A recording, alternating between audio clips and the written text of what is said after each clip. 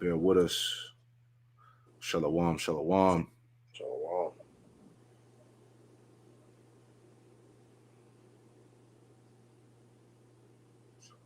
All right, we in there. hmm? Okay, this is a response to the radical Hebrew Israelites. All right. Thank you, Director Ray. Thank you for being with us today. And I know you've been here for a very long time. Um, we have spoken many times about Black identity extremists, and I definitely want to ask you about that today.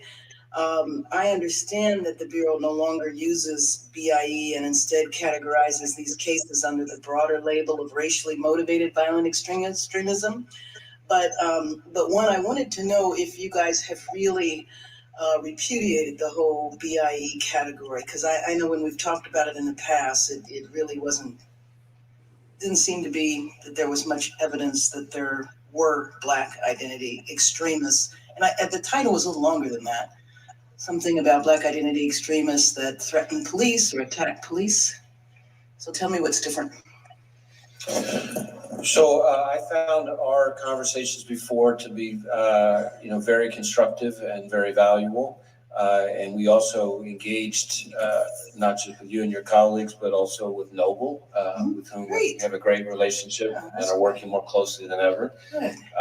We have, as you mentioned, changed our terminology. We, as part of a broader reorganization of the way in which we categorize our domestic terrorism efforts. So we took a whole bunch of categories, not just the one that you mentioned, but a number of others, and consolidated it down to really 4 buckets. And the reason for that is— What are the 4 buckets? What's that? What are the 4 buckets?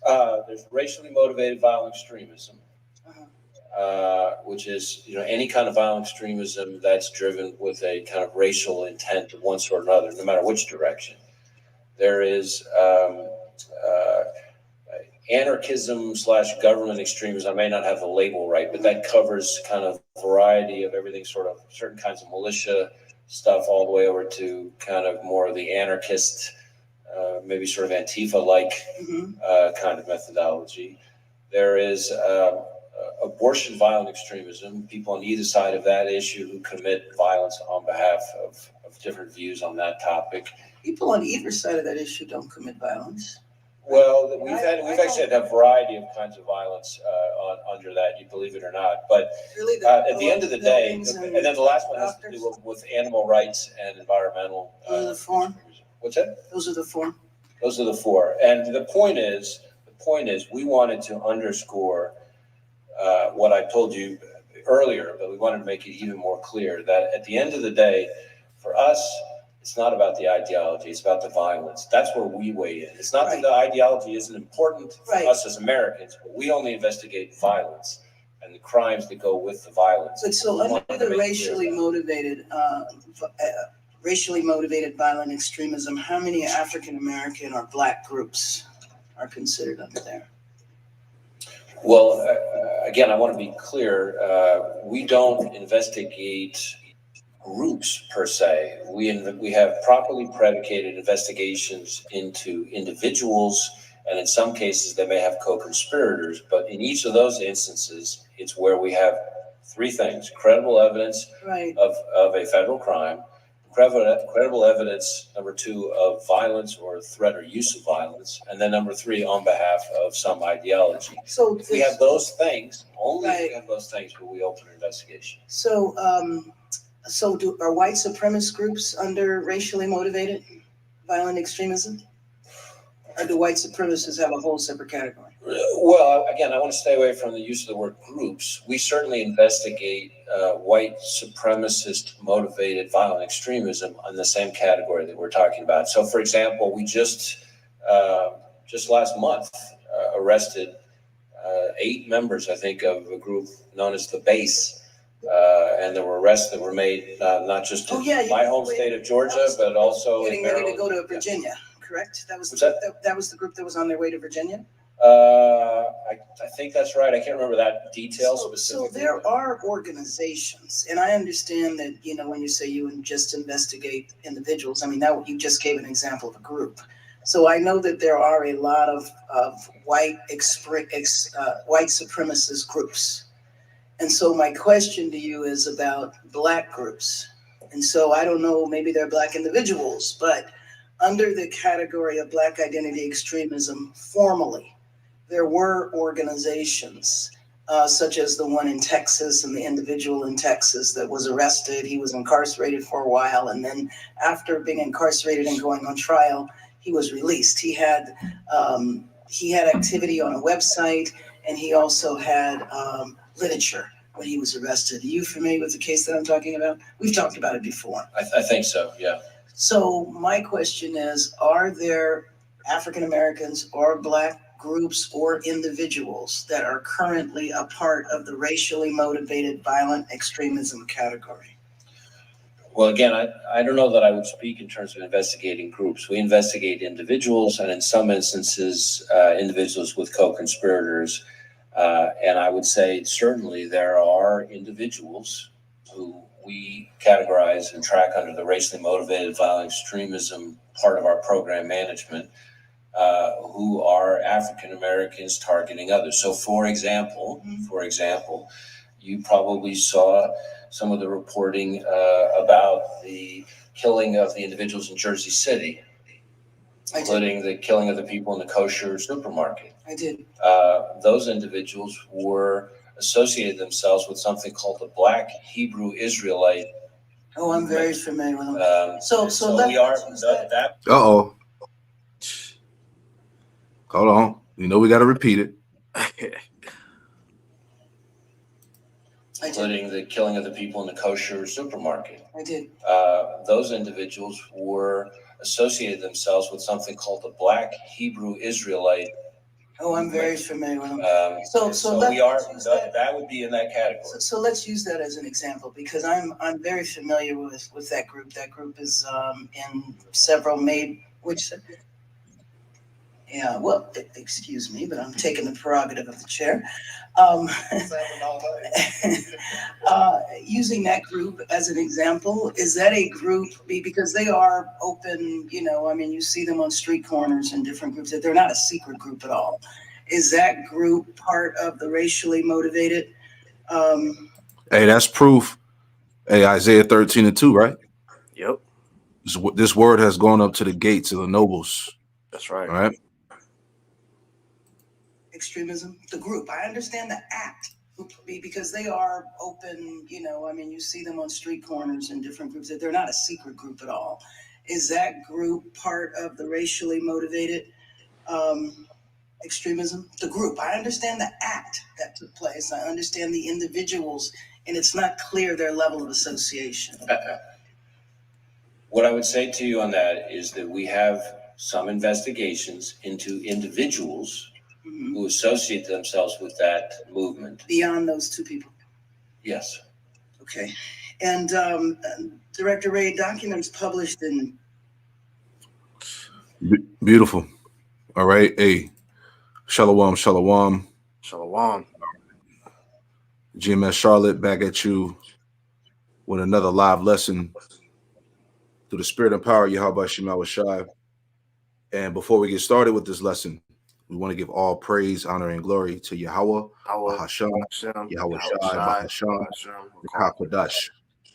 Double honors to the apostles and elders of Great Millstone who taught us this truth. All right. Double salutations to all you Akim out there laboring in the house of David, the elect, that's pushing his word with all truth, righteousness, and sincerity. Shalom to you, brothers. All right. Shalom. So getting straight to this thing real quick, Priest Amawan had brought this, to the attention. We just wanted to do a response to another video that we have in queue right now. All right, we're going to pull that up in a second. But this is a response to the narrative of the radical Hebrew Israelites, man. So as you can see, the Israelites are on trial. All right, and as you've been hearing from the apostles, elders, brothers on down, don't ever think that you're not being watched. That's right. All right. We're all being watched. As we heard the representative Karen Bass, she said, look, we see them on the street corners. I know them very well. All right.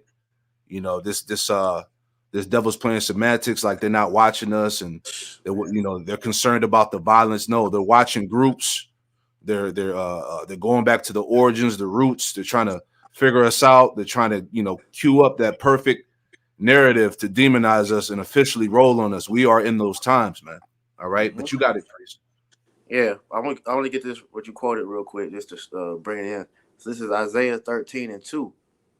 It says, "Lift ye up a banner upon." I'm starting one. It says You got the it. burden of Babylon, which Isaiah the son of Amos did see, because ultimately this truth is a burden on Babylon, man. All right, because with this truth, man, it's bringing all type of turmoil to Esau, Edom, and his hegemony.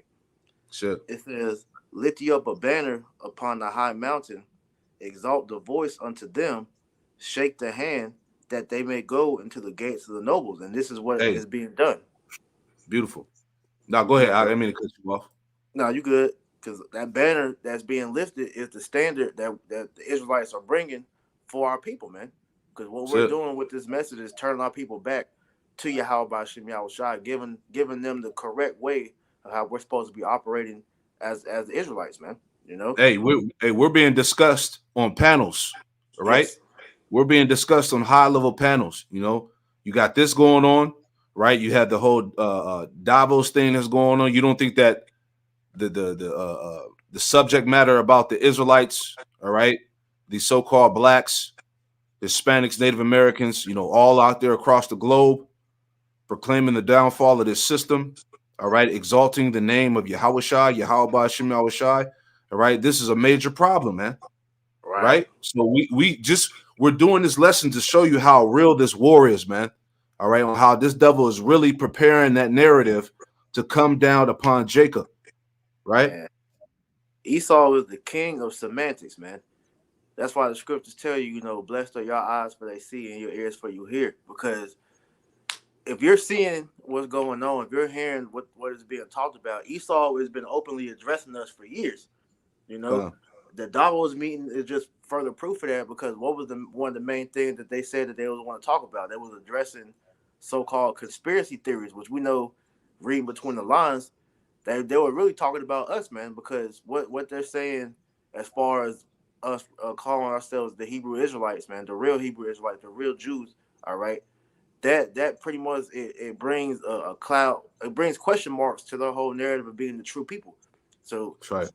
this whole talking point of who is the real Israelites, man, is causing the uproar in the world, and so they're trying to find a way to pretty much silence us without openly addressing us, because they openly address us, then that means they have to deal with what we talk about, which shows they can't combat us being the real Jews according to the scriptures, man. The Yeah, Israelites being to the scriptures. that's right. That's right. Hey, get Revelation 11 and 11 real quick, and then if you want to, we'll jump into that video and get into the meat of it all. Time. This is Revelation 11:11.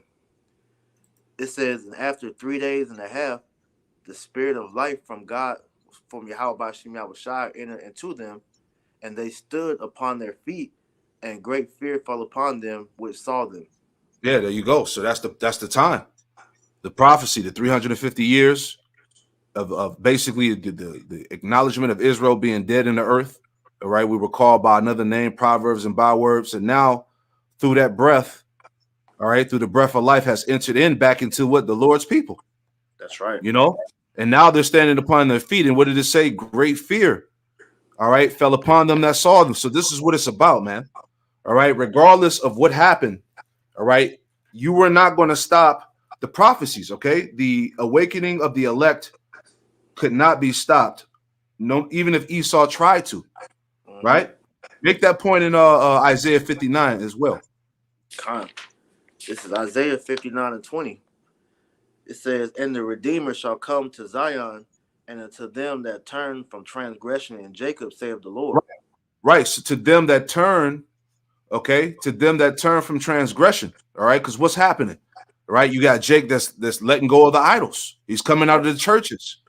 Right, he's calling on the name of Yahweh Shema Shai, right? Jake is waking up, keeping the dietary laws to the best of their ability, reforming in ways, right? The scriptures tell us to what? To come out of Babylon. Touch ye no unclean thing. So this is what's happening through the spirit. All right. Jake is turning from transgression. Go ahead, Op. I had a quick one before we finish that out. You just said that because this is what's happening with Jake, that Esau was so up in arms for. This is Isaiah 52:1. Awake, awake, put on thy strength, O Zion, put on thy beautiful garments, O Jerusalem, the holy city. For henceforth there shall no more come into thee the uncircumcised and the unclean. Shake thyself from the dust, arise and sit down, O Jerusalem. Loose thyself from the bands of thy neck, O captive daughter of Zion. And this is what is happening, man. You got Israel putting on our heritage, man. Which was stolen from us, man. All right, we are reclaiming who we are according to the scriptures, man. All right, calling upon our power, Yahweh Shem Yahushua. All right, and these devils, all right, they're not pleased with seeing us wake up, because they spent millions of dollars, billions of dollars to try to keep this truth hidden from us. But the Spirit of the Lord, all right, couldn't be hidden, because we're at a point now to where the Lord is waking up his people, Yes. Prophecy is not going to be stopped. That's it. Hey, in that same chapter, I jumped down to verse 11, Baba Kushah. 52:11. Yep. Before you go back to the Isaiah 59. This is Isaiah 52:11. It says, depart ye, go ye out from thence. Touch no unclean thing. Go ye out of the midst of her. Be ye clean that bear the vessels of the Lord. Yeah, you see that? So the Lord said, touch no unclean thing. Go ye out of the midst of her. Be ye clean. All right. And what does that mean? This is Jake coming out of those false doctrines, man. False doctrine, the philosophies that are adverse to what the truth is, what the scriptures say. Right? These are all considered unclean things. So you have to spiritually depart out of Babylon, man. The Western way, this Americanized mindset, right? As we said, the idolatry, it's a change that's happening. All right. This is what has these devils in total fear, because prophecy is unfolding, and they know that when these things happen, this equates to their downfall. That's right. So you can go back to that. Yep. So back in Isaiah 59:20 again, it says, and the Redeemer shall come to Zion, and unto them that turn from transgression in Jacob, save the Lord. Right. You even have the Israelite foreigners that are waking up, man. Right. That's their spirit jives with the doctrine. Right. Go ahead. And that point, it cuts the whole BHI argument, man, because this is not a skin color thing. It's not a black only movement. All right. You got Israelites that's waking up all over the world that look like all the nations, man. But their spirit goes back to being an Israelite, because they drive with this word, man. That's it. It says, verse 21, as for me, this is my covenant with them, saith the Lord. My spirit that is upon thee, and my words which I have put in thy mouth shall not depart out of thy mouth, nor out of thy mouth of thy seed, out of the mouth of thy seed, nor out of the mouth of thy seed, saith the Lord, from henceforth and forever. That's the point. It says, nor out of the mouth of thy seed. All right. That's the mercy that's going to come through the remnant, right? The elect, on whom the Lord never forgot. Right? The Lord always preserved an elect in captivity. Right? Lord willing, we are part of that generation that's coming back to the Lord, man. It's all prophecy. Can you get that in Sirach 24? Sirach 24. Yep, Sirach 24. Straight to the point. It was Sirach 24 and 32. Yeah, 32 and 33. Because what's happening is prophecy, man. Okay. God, this is Sirach chapter 32, Sirach 24 and 32. It says, I will make doctrine to shine as the morning, and I will send forth their light afar off. I will I will yet pour out doctrine as prophecy, and leave it to all ages forever. Yeah, see that? He was going to pour out doctrine as prophecy and leave it to all ages forever. All right? So the true prophets are on the earth. That's right. With the righteous message, singing the song, man. This is how the word is reaching the four corners of the earth. Right. He said he was going to leave it to all generations forever, man. And where are we at? We're in the time of prophecy, man. All right. Hey, the sea hip is on deck and the missiles are loaded.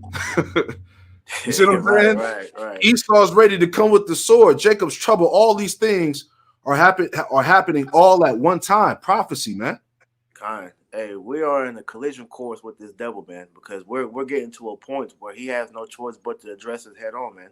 Come on. Because this truth is consuming him, man. And That's that's how right. you can tell, because the video that we're responding to, this is I believe from a Amalek, news channel, but it says all the radical Hebrew Israelites, the real Jews. And in this video, I find it ironic because the one we played at the beginning, it totally, cuts what that damn Edomite was talking about, man. Because this dude said that they don't investigate roots, but this whole video goes into the root of what the Hebrew Israelites come from, man.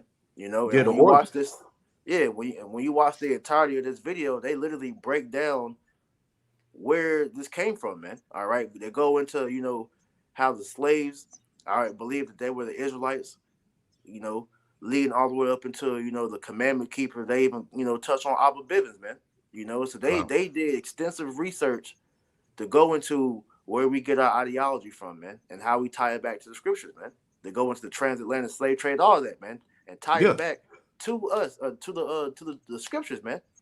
So Mm-hmm. Esau, through his semantics, literally tells you the truth, and then tries to sensationalize, what the argument he's trying to make, because on top of him saying all that, of course, he has to throw his bullshit in there talking about these so-called these false flag events where you had these dudes claiming to be Israelites going and shooting up the temples, and that one incident where the dude shot the two kites in the market, kosher market Mm-hmm. or whatnot. Yeah. Which those were all crisis actors, man. You had the dude, Exactly. he had a what you call it, a fraudulent slip or whatever it's called. And Mm-hmm. he said that these were actors that were involved, man. All right. So that's been exposed. But Esau is going to continue to run with that whack ass story. You Right. know? Come on, man. So anyway, I got you. We'll go back to the video. That was brought to you by Today Unpacked, exploring today's Jewish news. Subscribe by clicking the link in the description.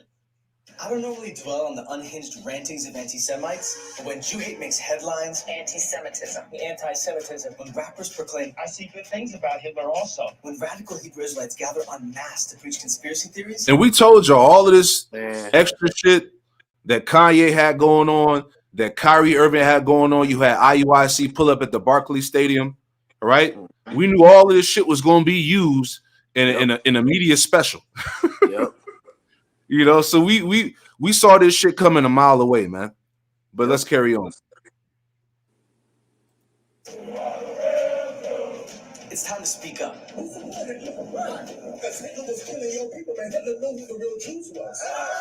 These groups endorse a toxic mix of anti-Semitism, xenophobia, and a whole lot of other hatreds. They've inspired hate crimes and murder, and their numbers are growing rapidly. See, the numbers are growing rapidly. What do we do? How do we stop them? All right, they're a threat. Yeah. They're a danger to society. Go ahead, priest. Yeah, that's why that Revelation 11 coming back, man. Because they're Mm-hmm. afraid, man. Real quick, this is Yep. Revelation 11:11 again.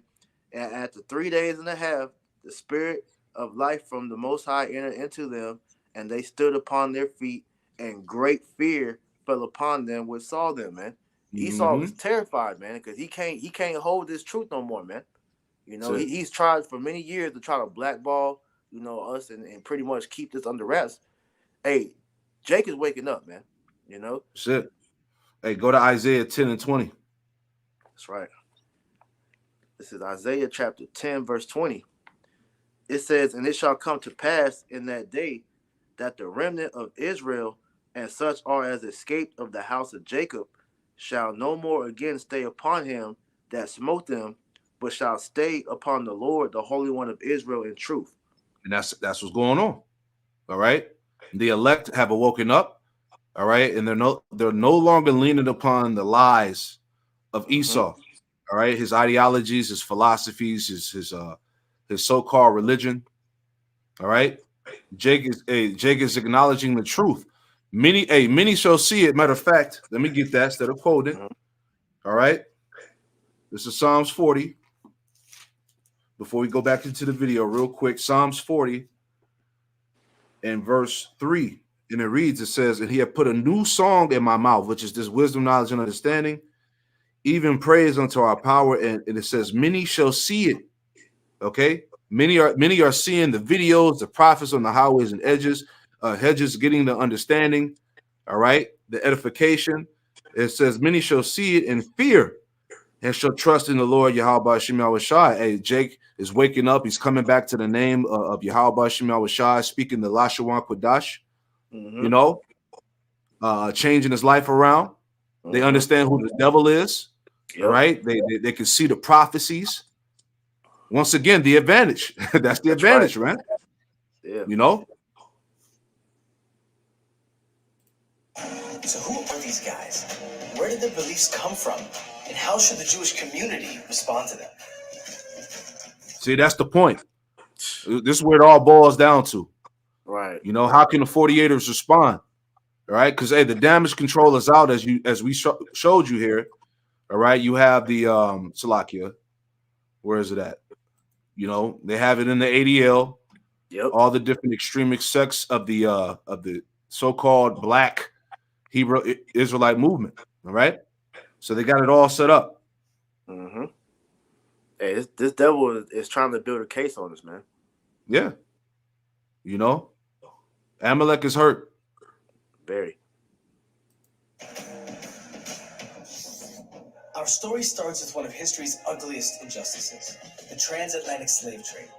For 400 years, the backbone of the world's economy was the buying and selling of human beings based on the color of their skin. Enslaved Africans in the Americas suffered every torture you can imagine. But while bodies can be enslaved and maimed and killed, faith is much harder to destroy. These communities found hope in the biblical story of the Exodus. Like the ancient Israelites, they knew firsthand the bitterness of slavery. Most enslaved Africans were forcibly converted to the Christianity of their enslavers. But for some, the profound identification with the ancient Israelites crystallized into a theology known as Hebrew Israelism. As far back as the plantation, if you listen to a lot of old Negro spirituals, wade in the water, go down Moses, but they are spiritually connecting to the strength of Israel. It's not necessarily just about identity. It's about a sort of like spiritual connection to God. No two groups of Hebrew Israelites were quite alike. Real quick, I want to bring out a scripture. All right, because hey, it's all the spirit. You know, it's the curses, man. All right, I want to read this real fast. This is Daniel. All right, because this is what happened to Israel as a whole, as a nation. All right, you so-called Negroes, Latino, Native Americans, Hispanics. All right, dealing with the curses. Daniel chapter 9 and verse 9, and it reads, it says, to the Lord our power belong mercies and forgiveness, though we have rebelled against him. Neither have we obeyed the voice of the Lord our power to walk in his laws, which he set before us by his servants the prophets. Yea, all Israel hath transgressed thy law, even by departing, that they might not obey thy voice. Therefore, the curse is poured upon us. All right, you can read about that in Deuteronomy chapter 28. All right, verses 15 on down. Therefore, the curse is poured upon us in the oath that is written in the law of Moses, the servant of power of Yahweh, because we have sinned against him. Verse 12. And he hath confirmed his words which he spake against us and against our judges that have judged us, by bringing upon us a great evil. It says, by bringing upon us a great evil, for under the whole heaven have not been done as have been done upon Jerusalem. All right, you're talking about the transatlantic slave trade, trans-Saharan slave trade, the Dutch slave trade. All right, torture, disease, family separated, plagues, being called by another name. Yep. Right, identity stripped. Come on, man. Right, one more. Deuteronomy 28. Yeah, that put all that in a nutshell, because that only happened to Israel, man. You so-called Negro, Latino, Native Americans. Con, I'm gonna finish it out. Last two, it says Daniel's 9 and 13. It says, as it is written in the law of Moses, all this evil has come upon us, yet made we not our prayer before the Lord, Yahweh Shema Shah, our power, that we might turn from our iniquities and understand thy truth. Yep. Right?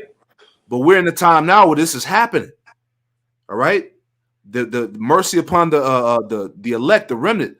Okay, we're remembering the ways of our fathers. We understand what happened. The breath entered back into us. Verse 14, Daniel 9 and 14. Therefore have the Lord Yahweh Shem Shai watched upon the evil and brought it upon us. For the Lord Yahweh Shem Shai, for the Lord Yahweh Shem Shai, our power is righteous in all his works, which he doeth, for we obey not his voice. So this was the punishment. All right. You had anything, priest, or I'm gonna play on? No, you go ahead. Okay, come on. No two groups of Hebrew Israelites were quite alike. Some worshipped in a style nearly identical to Pentecostal Christianity, with Jesus front and center. Others adopted mainstream Jewish practices. Some mashed up the two and added a dash of African nationalism. No matter how they practiced, all congregations believed they were the descendants of the ancient Israelites who had once been enslaved in Egypt. But here's the crazy part that we never see mentioned in history textbooks. It's possible that some enslaved Africans identified so strongly with the Israelites because they were Jews, or at least of Jewish descent. After all, there's been a Jewish presence in Africa for thousands of years. You may be familiar with the Igbo of Nigeria or the Beta Israel of Ethiopia.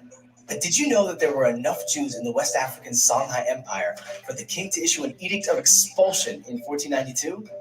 So we shouldn't dismiss the possibility that at least some Africans held Jewish or Israelite identities well before their enslavement in the Americas. For the most part, early Hebrew Israelite communities got along with mainstream Ashkenazi and Sephardi Jews. But there's always got to be one maniac. A maniac is Arabic/Hebrew slang for a jerk. In the 1880s, that maniac was one Frank S. Cherry, a self-proclaimed prophet and founder of one of the earliest Hebrew Israelite communities, the Church of the Living God, the pillar ground of truth for all nations. Unlike other Hebrew Israelite congregations, Cherry believed that Black Americans were the only real Israelites, which made non-Black Jews usurpers of their identity and heritage. Cherry's Shabbat services often involved long sermons about the evils of the Jews, who would get what was coming to them in the year 2000 when Jesus would return to start a race war that would end with white folks in chains. Obviously, I'm not going to spend time debunking the unhinged theology of a man who believed that the earth was square. Did I not mention that? That was big for Cherry. But I do have to address one of his ideas, because unfortunately, it's one that a lot of people share. That Jews are white Europeans. That's completely false. Jews are a Semitic people. Our culture, our nation, and our identity originated in the land of Israel. Add in a couple millennia of exile that sent us to every corner of the earth, and you get a vast and dazzling variety of ways to look and be Jewish. So yeah, there are a lot of reasons that I don't love Frank Cherry's ideology. And I want to stress, neither did most Hebrew Israelites. In fact, some of the founders of later Hebrew Israelite congregations were mixed-race Jews of color, adding an extra dimension to their identity. So where do they belong? Are they Jews? Are they Hebrew Israelites? Are they both? Well, again, that really depends on who you ask. So I ask, in short, the Hebrew Israelite community is pretty diverse. But Asher Moore, a 31-year-old Hebrew Israelite living in Israel, isn't particularly interested in definitions or labels. I'm not focusing on what separates us. I'm focusing on what connects us. If we want to focus on things that separates us, we can find a lot of those things. But my question is, You see, you got a lot of this. You know, this Man. is aiding in the confusion, man. Right? You got a lot of these guys that want to stay here and coexist with Esau. This is the type of Jake that'll tell you that Esau ain't the devil. All right, Esau ain't the white man. He's actually trying to put forth the narrative that we're the same when we're not. Right. Now, that's where that semantics come into play, because that's when you got the whole anti SEM argument. When we're Shemitic, us and Esau are both Shemitic, but once you get to the line of Jacob and Esau, that's where the split comes in. When he's trying to they don't acknowledge that, and we actually got the proof, because we had a Jake that came from Israel and told us that they don't teach about Esau in their schools, man, they temple, Wow. So that goes to show you that, man. Mm-hmm. What unites us? And what unites us is actually the... Did you want to go through the whole thing out? I mean, it's just gonna go into where pretty much where it began to come from as far as Abba Bivens. So I mean, we can get to that part and then stop it. Okay, let me know. Okay. Desire to return back to our homeland. Unfortunately, no community is exempt from the prejudices embedded within the laws of their society. In the racially segregated societies of the 19th and 20th centuries in America, many would-be Jews of color who were seeking access to Judaism found those doors closed, forbidden from Jewish communities or houses of worship, barred from the knowledge and practice they saw as their birthright. That exclusion was painful, even traumatic, and it's one reason why the Jewish and Hebrew Israelite communities have such a complicated relationship. Rabbi Wentworth Arthur Matthew, founder of the largest Hebrew Israelite community in America, understood this. As the head of the Commandment Keepers movement, he dedicated much of his life to building bridges with mainstream Jewish communities. Though his rejection from the New York Board of Rabbis left Rabbi Matthew feeling stung and discredited, he never let his personal hurt calcify into resentment. Instead, he advocated fiercely for Jewish communities in Europe during and after World War II, encouraging his followers to maintain that spirit of brotherly kindness and sympathy towards the Jews. Rabbi Matthew would have been horrified by his former congregant Abba Bivens, who broke from the Commandment Keepers to found a new congregation that would soon give rise to some of the most noxiously anti-Semitic ideologies in America. And here's where the demonization. There's when the demonization comes in, all right? Right. Because the prophet said that Elijah will come back, all right, before the great and terrible day of the Lord, all right? And through Abba Bivens, all right, coming back, who we believe to be Elijah coming back in the last days, this was part of the foundation, all right? This is how you have the 12 tribe sign, you know, the identification of the tribes, you know, basically the knowledge of Israel being pushed heavily, you know, at that time. You know, and if I'm not mistaken, he also began teaching that Esau was the so-called white man too, right? Khan. So that's where the demonization is starting from, because none of those other guys that were, you know, teaching about Israel, they were never linking Esau with the so-called white man. So that's really where the whole demonization is starting from, man. You know? Right, because he's being identified. Let me get something real quick. Khan. Real quick, bear with me. This is 2 Thessalonians, because don't the scripture say that we're in a time where the wicked will be revealed? Yep. All right. This is 2 Thessalonians chapter 2. All right. And we'll just start at 5. All right. 2 Thessalonians 2 and 5. It says, remember ye not that when I was yet with you, I told you these things, and now you know what withholdeth that he might be revealed in his time. All right. So we're in the time of what? Of the so-called white man, who is the Edomite, is being revealed. He's being revealed. He's being identified. He is the source of what's going on the earth. That's right. He is the biblical Edomite that would be ruling in the last days before the return of Hamashiach Yahushua. That's right. Verse 7, it says, for the mystery of iniquity doeth already work. Right? Only he now will let until he be taken out of the way. Verse 8. And then shall that wicked be revealed, whom the Lord, Yahweh Shemel Shai, shall consume with the spirit of his mouth, all right, which is by the prophets. Okay, the prophets being raised up with the truth. All right, proclaiming the end of Babylon the Great, which is America, identifying Esau and acknowledging the prophecies. Right? This is what's consuming this man's power. It says, and then shall the wicked be revealed, whom the Lord shall consume, Yahweh Shemel Shai shall consume with the spirit of his mouth, and shall destroy with the brightness of his coming, because Yahweh Shai is physically going to come back with the host of angels and take down this man's system. Right? That's right. Yeah, something I'm gonna finish it out. I mean, that was pretty much the point I was gonna touch on, man. If you want to play some more, we can though. Okay, no, well that's the point. That's the point, you know. Yeah. Because that's really the start of this whole, you know, demonization. Because as we just spoke on, it only became a problem for Jake teaching this whenever Esau began to be revealed, man. You know, because now we're at the point in the story to where the wicked is being identified, and now he can't hide himself no more. So at some point, the question of who are the real Israelites, man, and he has no support to the claim that he's the Israelites, man. You know, God. I had a quick one. This is Revelation chapter 2, verse 9. It says, I know thy works and tribulation and poverty, but thou art rich, and I know the blasphemy which say they are Jews and are not, but are the synagogue of Satan. And this is ultimately, the scripture that Esau never faced his head on, man, because he knows that he's not the true Israelites, man. All right, Mm-hmm. he's the chief house of Satan because his actions speak for to show that he's the wicked that the Bible speaks of, man. All right, Right. because ultimately what He, it is that he's angry that we are coming back to our senses. All right, and we're proclaiming our birth. We're about to inherit our birthright, which is the kingdom of heaven, and he doesn't want that to come out because then that will show that he's about to be destroyed because the Bible says that Esau his end is destruction, man. You know. said he would be the end of the world. Real quick, Isaiah Yep. 19. It's Isaiah 19 and straight to the point. Isaiah 19 and verse 16, it says, "In that day shall Egypt be like unto women, and it shall be afraid and fear because of the shaking of the hand of the Lord of hosts, Yahweh Shema Shai, which he shaketh over it." And that's coming through the prophets, man.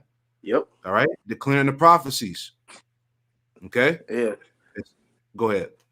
Because I was gonna say because if this whole thing was about to include they're trying to make it to where Esau was according to the scripture, if the scripture would allow Esau to be, delivered, he'd be a part of the kingdom, then he wouldn't have no problem with us teaching this, man. And this is why you have, certain groups speaking that BS talk about, Esau can be saved, but because we're telling him that he has no part in the glory that's about to, come to the Israelites, this is why he's mad because, like we said, this is detailing his fall, his destruction, man. Yeah. It's all propaganda. All right. Because we are in an information war. All Yep. right. And this war is going to turn physical. All Yep. right. You're talking about persecution, man, being rounded up, thrown in jail, right? Death. These are the things that come along with this thing. All That's right. right. This is how real, like I said earlier, this is how real this battle is. All right. I'm going to finish this out. Isaiah 19 Mm-hmm.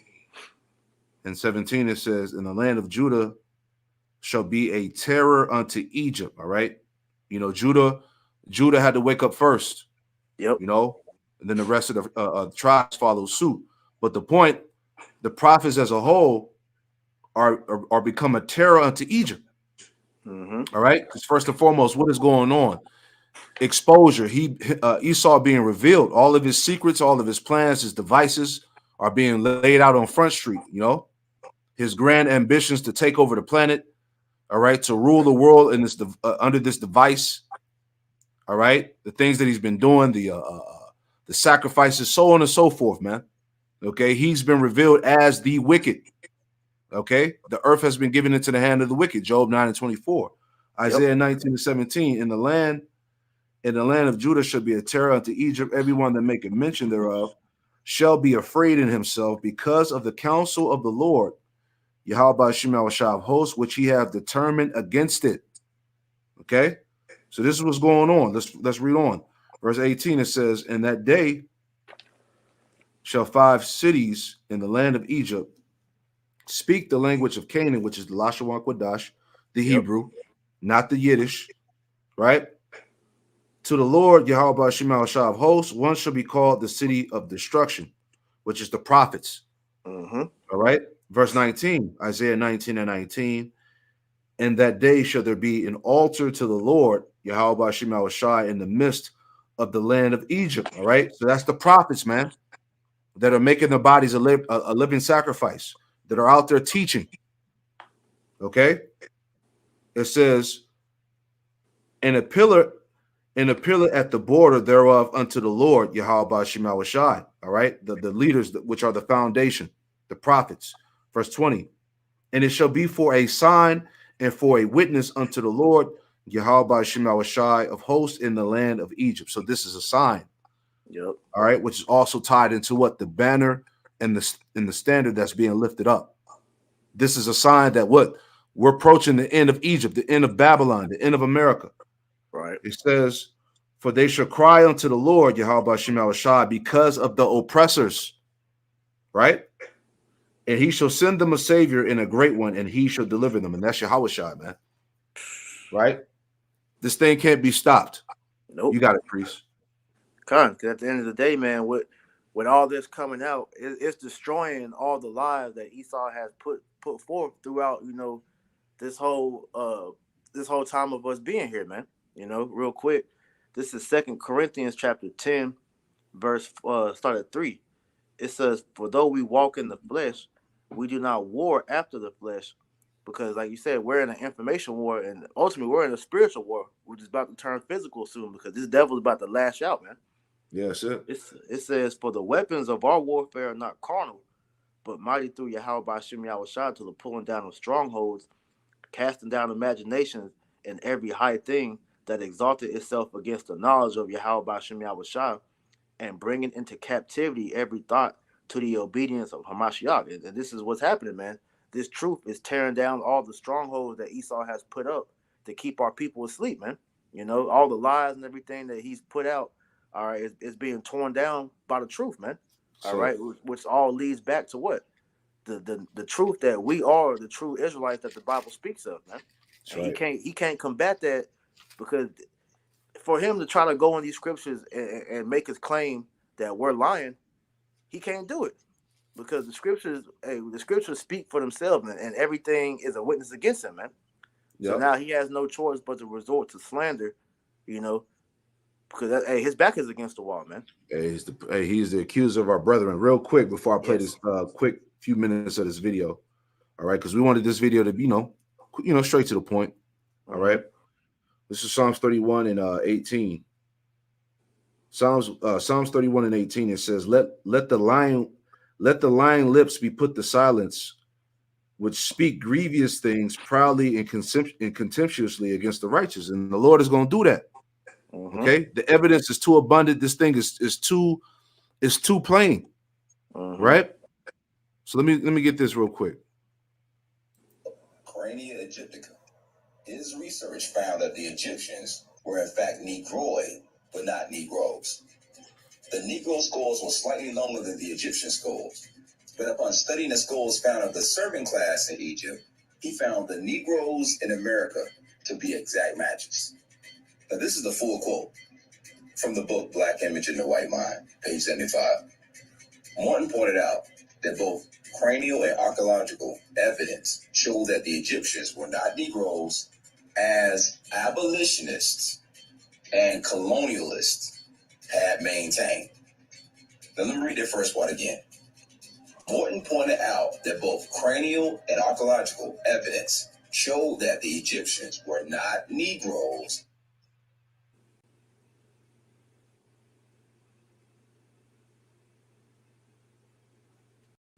Morton pointed out that both cranial and archaeological evidence showed that the Egyptians were not Negroes, as abolitionists and colonialists had maintained. We're not Hamites, right? That's plain. Kind. And in fact, blacks have been regulated to the same servile position in ancient Egypt as in modern America. And why did Morton say that both abolitionists and colonialists connected the slavery of the Negro in America to Egypt?